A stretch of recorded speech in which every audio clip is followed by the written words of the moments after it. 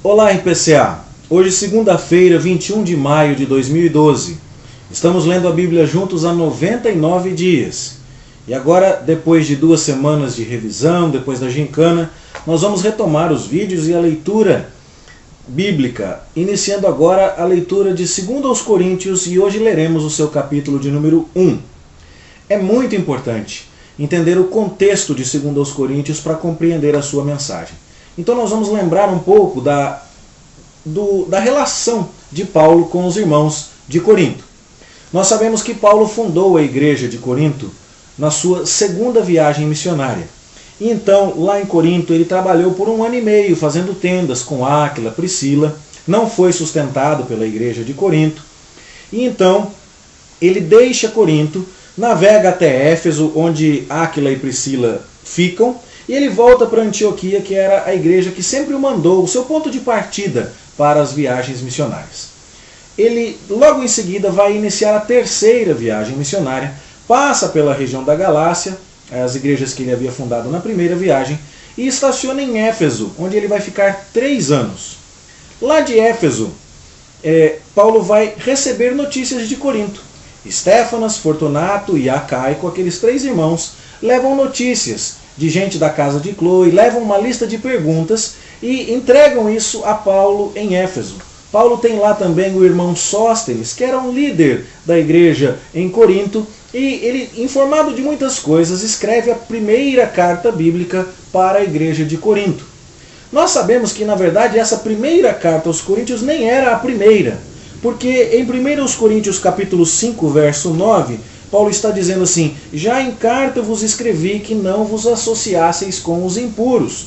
Se ele já escreveu alguma coisa em carta anterior, é porque a primeira carta aos Coríntios da nossa Bíblia, na verdade, era pelo menos a segunda carta que Paulo escrevia àquela igreja. Então, no momento em que nós paramos o estudo da vida de Paulo, o estudo da vida dos coríntios, nós tínhamos visto que Paulo fundou a igreja lá, passando 18 meses ali. Saiu, passou por vários outros lugares, estacionou em Éfeso. De Éfeso recebeu notícias e se correspondeu com aqueles irmãos uma segunda vez. E agora, o que está acontecendo? Agora, o apóstolo Paulo está desejoso de resolver o processo que ele já tinha começado, de coletar dinheiro dos gentios para levar para os judeus. Ele tinha prometido que ia fazer isso para os apóstolos Pedro, Paulo e para Tiago, irmão de Jesus, as colunas da igreja de Jerusalém. Ele fala isso lá em Gálatas, no capítulo 2, conforme nós estudamos. Ele ia se lembrar dos pobres, porque os judeus cristãos estavam sendo perseguidos na Judéia.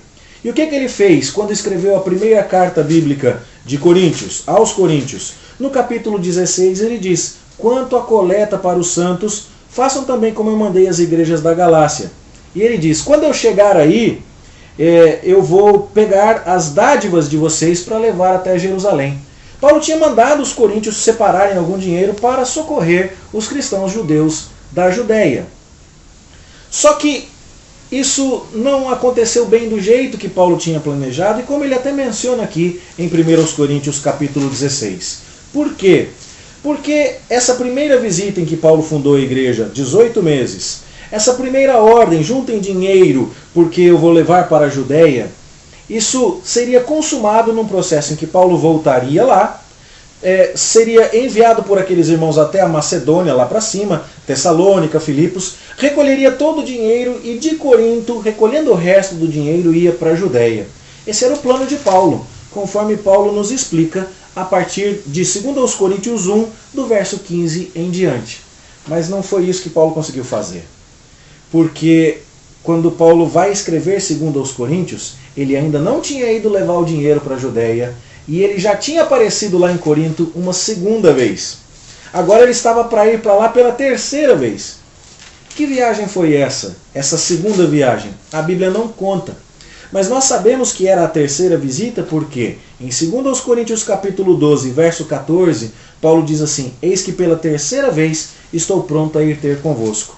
E em 2 aos Coríntios capítulo 13, verso 1, Paulo diz: essa é a terceira vez que eu vou ter com vocês. Quando foi a segunda? Nós não sabemos.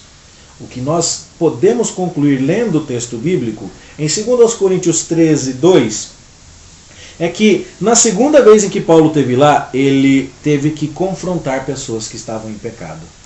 E quando nós lemos 2 Coríntios capítulo 2, a partir do verso 1, nós também podemos concluir que aquela visita deixou tristeza. Essa visita que é ignorada em detalhes por nós só sabemos que ela existiu, é uma visita que os estudiosos costumam chamar de visita severa. Paulo teve que ir lá por algum motivo para dar bronca, para exortar, para corrigir os irmãos, e isso gerou tristeza. A coleta foi adiada. O plano de Paulo de ir para lá, recolher o dinheiro, passar pela Macedônia, recolhendo o resto, e de Corinto levar tudo para socorrer os cristãos judeus na Judéia, esse processo todo foi adiado, porque Paulo precisou ir lá antes para dar bronca, para corrigir, para fazer a tal da visita severa. E agora, Paulo, que queria terminar esse processo de pegar o dinheiro, de socorrer os cristãos judeus lá em Jerusalém, precisava tomar mais cuidado e ser mais cauteloso, porque ele queria ter certeza de que aqueles irmãos em Corinto seriam edificados, que eles cresceriam e não que eles murchariam por conta da bronca que haviam levado. Então, diz o capítulo 2, verso 4 de 2 aos Coríntios, que Paulo escreveu uma outra carta para eles. Não essa, ou seja, uma terceira carta. Espera um pouquinho, né? Uma primeira carta, Paulo diz, não se associem com os impuros. Essa carta nós não temos. Uma segunda carta é a carta que nós chamamos de 1 aos Coríntios. Ok, ele manda fazer a coleta. Numa terceira carta, depois de ter visitado aqueles irmãos e dado uma bronca, ele conta para eles, eu amo vocês, eu os repreendi para o bem. E agora nós temos a quarta carta, que é 2 aos Coríntios. Guarda bem isso, porque senão vai dar confusão na sua cabeça. E o que foi que Paulo disse na terceira carta? Capítulo 2, verso 4 diz 2 aos Coríntios, que é a quarta, você lê.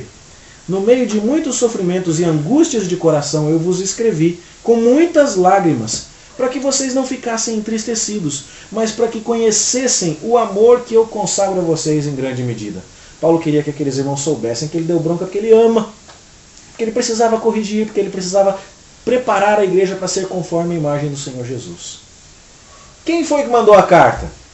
A Bíblia diz que foi Tito.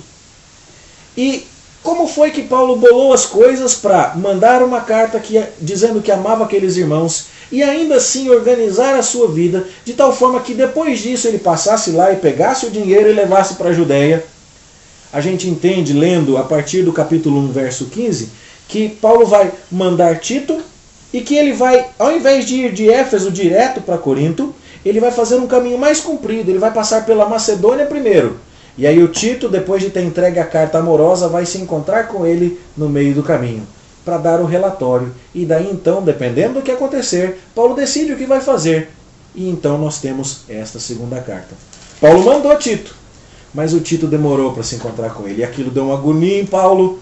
Capítulo 2 de 2 aos Coríntios, a partir do verso 12, diz: Paulo estava no meio do caminho aqui em Troade, e aí então ele tinha até uma grande oportunidade de evangelizar ali, mas ele não tinha paz, porque o Tito não chegava com a notícia. Será que os coríntios receberam bem a minha carta amorosa depois da minha visita severa?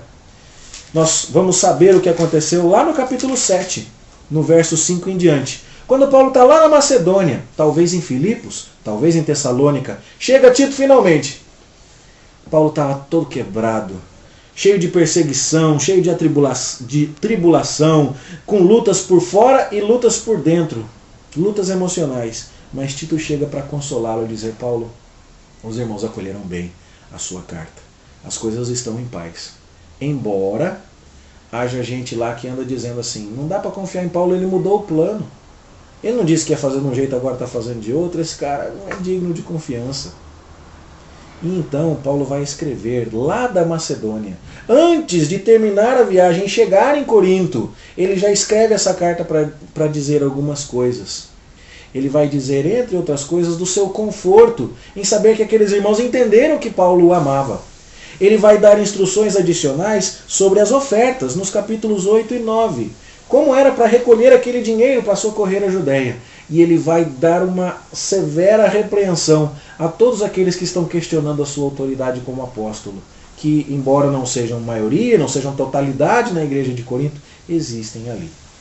No capítulo 1, Paulo está, então, abrindo esta carta que trata de tudo isso. falando do conforto que Deus tem dado a ele. Mesmo lá em Éfeso, antes de começar essa viagem, que teve seus planos alterados por conta de todo esse contexto, Paulo estava sofrendo como apóstolo, porque vida de apóstolo não é fácil. Ele tinha muita tribulação, muita luta, muitos inimigos, mas Deus o consolava. Da mesma maneira que o consolava agora, quando recebia notícias através de Tito sobre os coríntios. Então ele pede aos irmãos de Corinto que orem por ele. Ajudem Paulo, capítulo 1, verso 11, com as suas orações, para que ele aguente, para que ele receba consolo, para que ele prossiga na sua luta. A partir do verso 12, ele vai dizer assim: pessoal, eu estou agindo com vocês com toda sinceridade. Meu coração é puro diante de Deus. O testemunho da minha consciência é de que eu estou indo bem, eu não devo nada, eu não tenho nenhuma má intenção. E estou agindo nas decisões que tomo não com sabedoria humana, mas pautado pela graça divina. Capítulo 1, verso 12 ainda.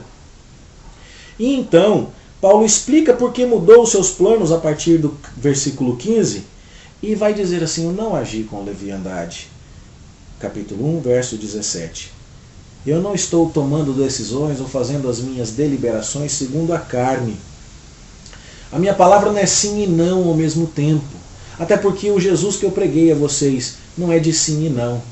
Ele é de sim, ele é a verdade de Deus, ele é positivo, ele é claro, ele é coerente. E é assim que eu tento agir também.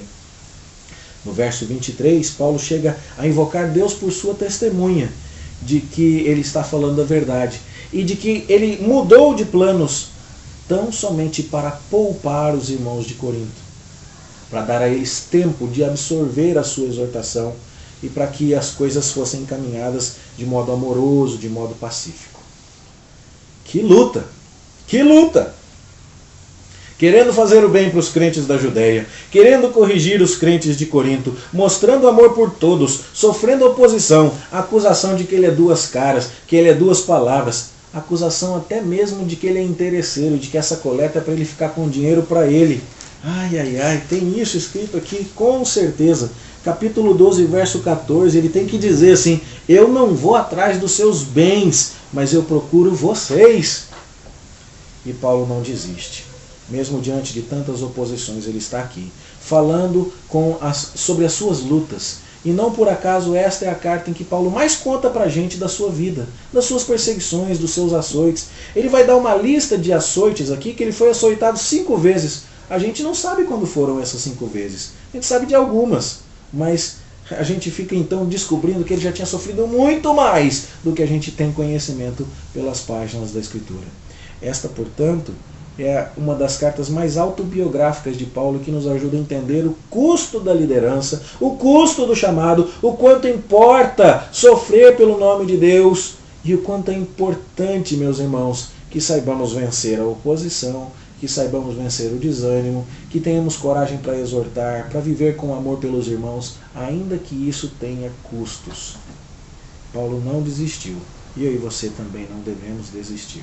Vamos imitá-lo nisso, porque nisto Paulo também imita o Senhor Jesus Cristo, que foi fiel e assumiu a sua missão de morrer na cruz e enfrentar todas as oposições, sabendo que com isso cumpria a vontade do Pai. Que Deus nos abençoe e que muitos tesouros sejam encontrados por nós nesta carta durante esta semana. É a minha oração por você, em nome de Jesus. Amém. Vamos orar. Pai, abençoa-nos e permite-nos aprender muito com esta nova carta que agora começamos a ler. Abençoa a tua igreja como um todo e muito te agradecemos pela gincana tão gostosa, tão querida e tão didática, com tanto aprendizado que tivemos no dia de ontem. Louvado seja o teu nome, em nome do Senhor Jesus. Amém. Boa leitura para você e até amanhã, se Deus quiser.